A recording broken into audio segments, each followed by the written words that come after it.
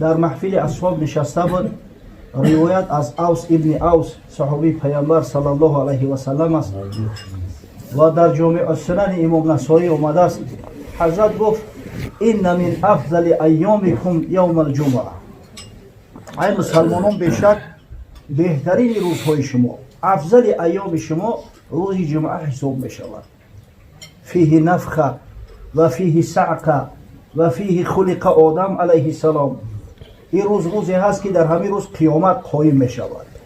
این روز روزی هست که خدای تعالی از نو بنده هاش زنده می گرداند بعد میرانیدن. این روز روزی هست که خدای تعالی آدم علیه السلام خلق کرد، در همین روز داخل جنتش برده است. در همین روز با به سبب خوردن همون درختی که حضرت خداوندی منعش کرده بود باز به زمین راندش.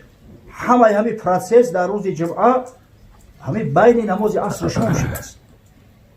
یعنی پیش پروردگار در جنت مدت به حد طولانی می شود. همین در همین بین عصر تا شام شده است. از همین خاطر این روز بهترین ایام است. فضیلت مرتبه جمعه حتی از فضیلت مرتبه عیدین بالاتر می‌است.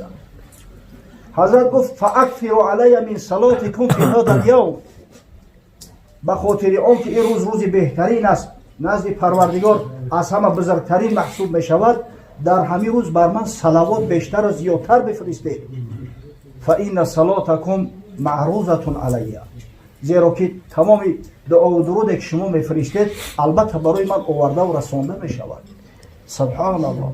ببینید عجب روزی بزرگ، روزی خوشبختی. حضرت صلی الله علیه و سلم او شما را تاکید کرده است در همین روز بر من صلوات بیشتر بفرستید، صلوات شما بر من عرض می شود. خشا به حال مسلمانی که در این روز طاعت عبادت کند، خشا به حال مسلمانی که محفل خیرش در همین روز طبق سنت دستور رسول الله صلی الله علیه و سلم برگزار سازد.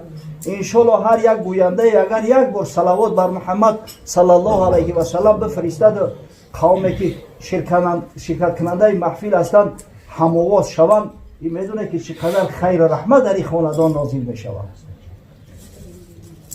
شخصی از اصحاب که نه مسلمان شده بود، حالا حکمت خداوندی را خوب نمی‌دانید، حالا به طریق باید شاید از درجه و منزلت پیغمبران خاصتا رسول الله صلی الله علیه و سلم این الله حرم علی الارض ان تأکل اجساد الانبیاء، خداوند بر زمین حرام گردانده است خوردن جسد پیغمبران را.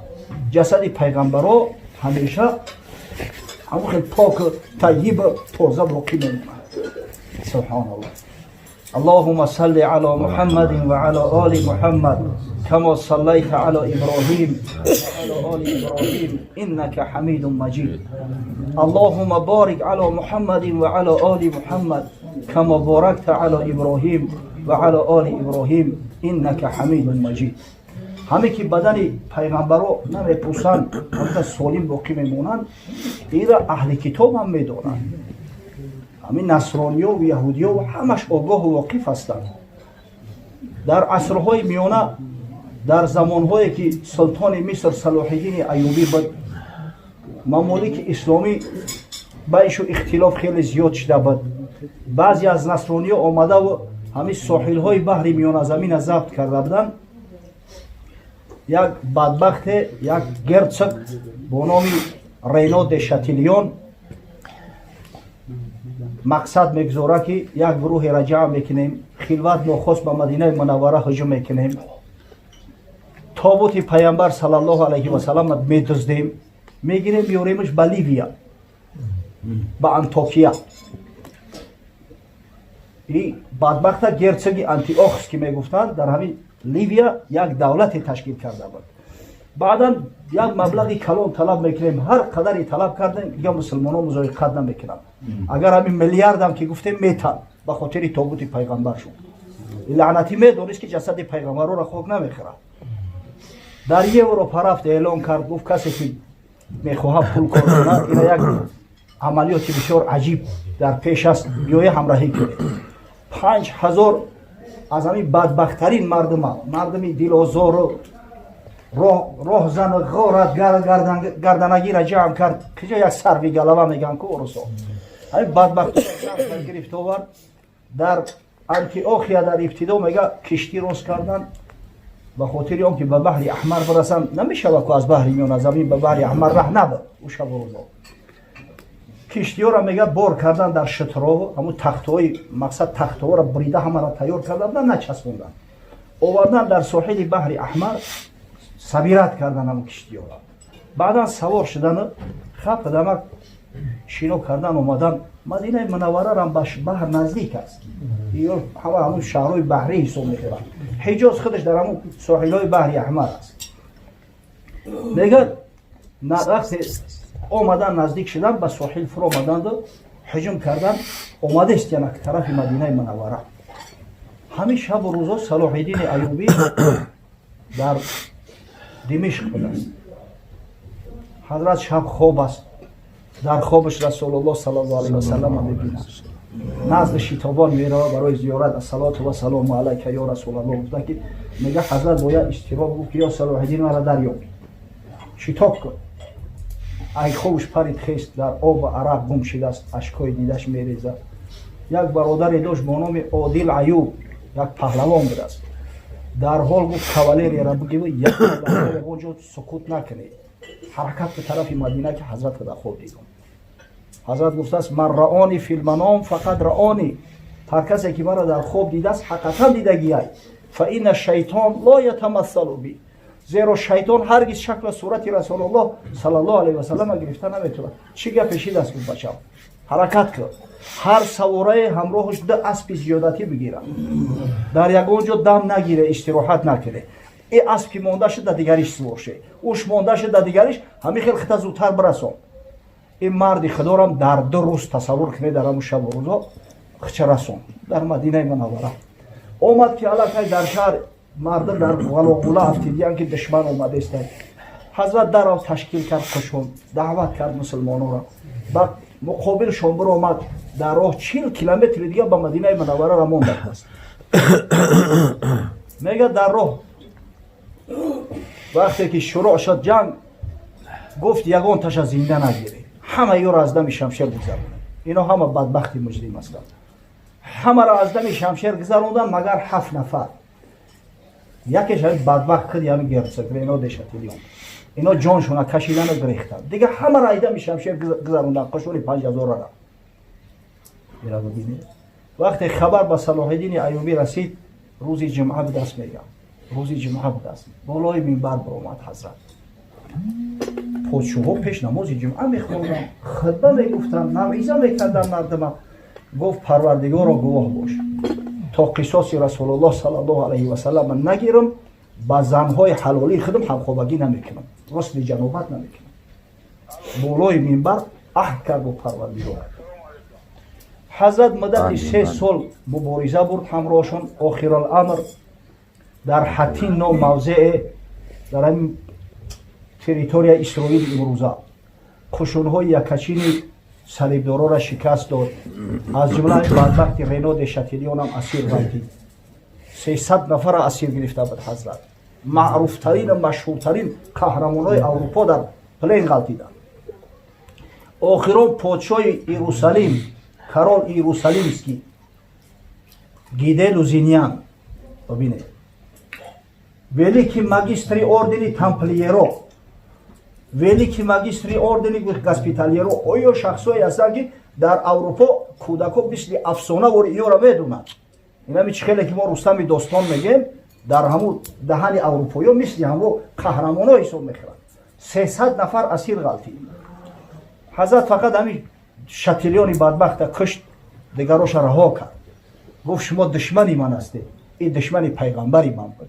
من قصاص پیغمبر صلی الله علیه و سلم از این بدبخت ستون در اسلام اینه که جوان مردم ارزی وجود کردن فعالیت کردن ریشه ش وقتی میگردونی و نگاه میکنی همه شخصی پدر و مادر صالحه به دنیا اومدن خاصتا مادر پاک دامن و مادر مستوره و مادر صالحه میتونه اینا میشه قهرمان را به دنیا بیاره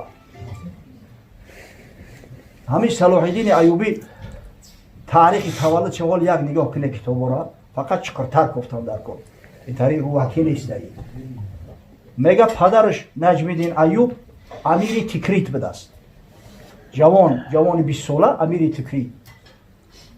یک روز برادرش میگه اسدالله شیرکوه میگه که جان زن نمیگیری؟ آخه 20 دادر اومده زن بگیده مرام زن بگیریم آخه میستیم نگاه کرده.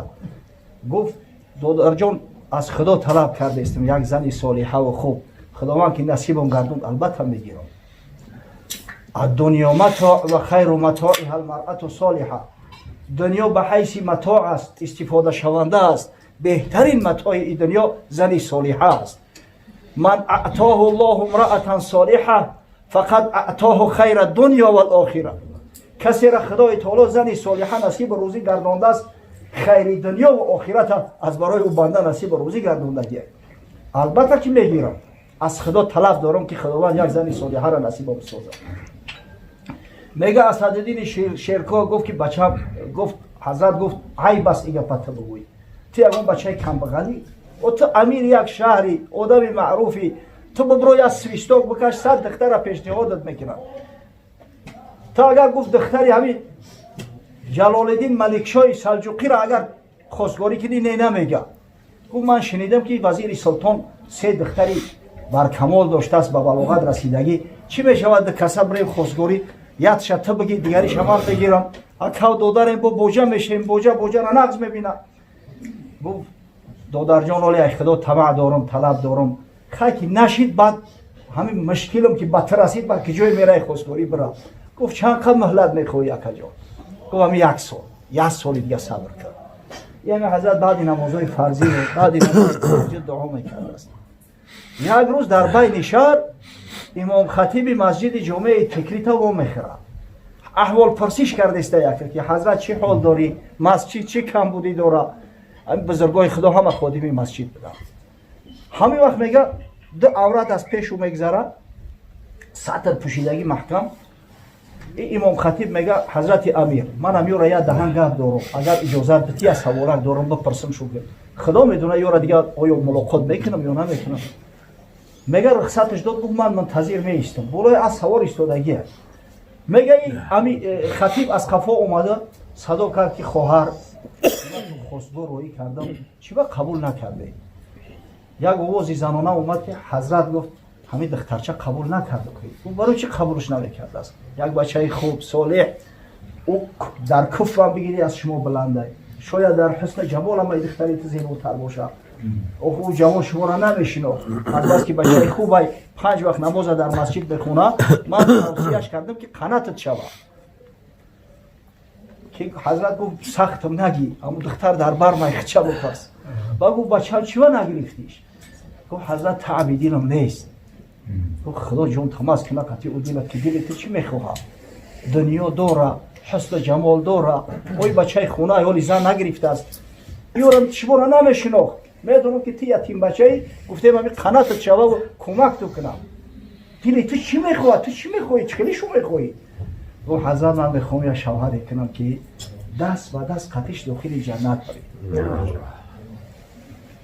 دخترک 13-14 ساله میخوام یا شوهری کنم که پروردگار از پشت او شوهر یک فرزند این بتکی بیت المقدس دوباره آزاد کنه و در اختیار مسلمان‌ها بسپاره. الله اکبر.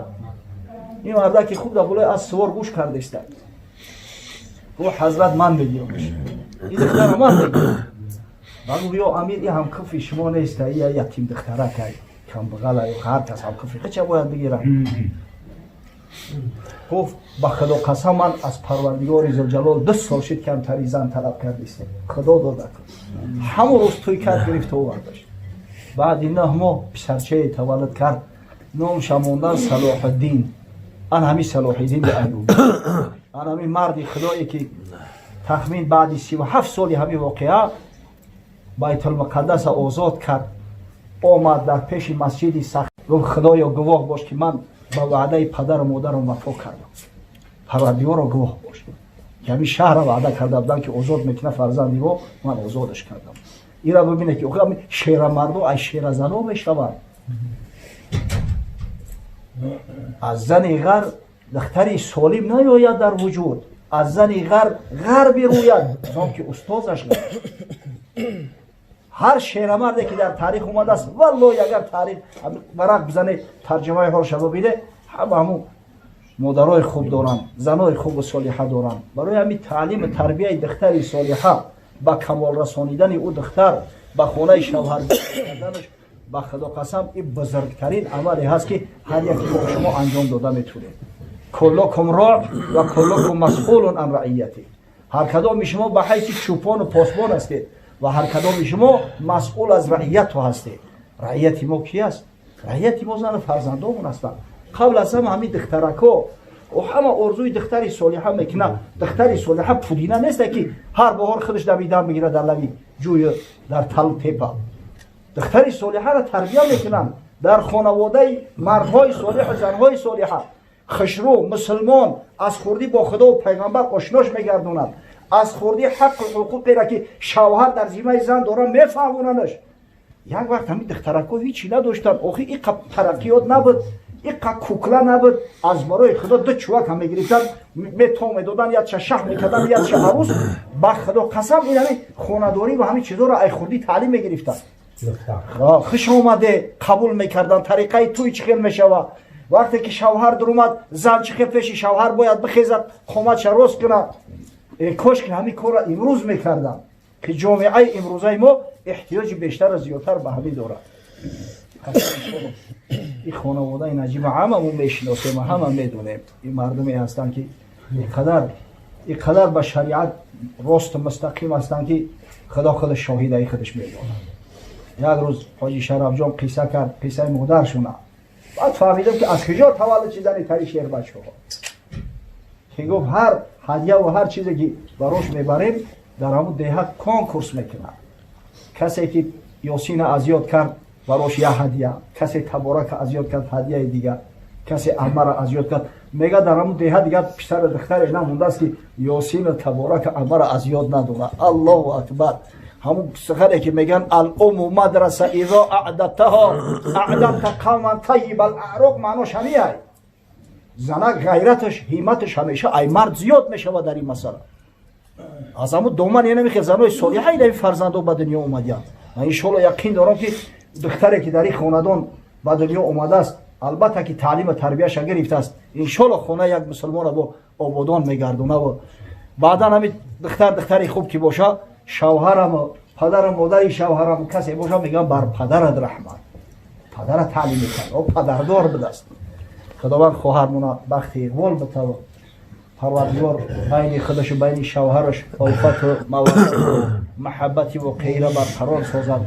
خداوند از دامانش و فرزندای خوب و صالح و عالم و قاری و محب به دنیا بیاره. پروردگار محفل خیر امروزه مونه که طبق سنت دستور رسول الله صلی الله علیه و سلم برگزار گشت مبارک گرداند. به خاطر احیای سنت حبیبش محمد صلی الله علیه و سلم خداوند متعال هرگز فیض خیر رحمتش از منزل از این محفل منقطع نگرداند. ربنا آتنا فی الدنیا حسنه و فی الاخره حسنه و قنا عذاب النار.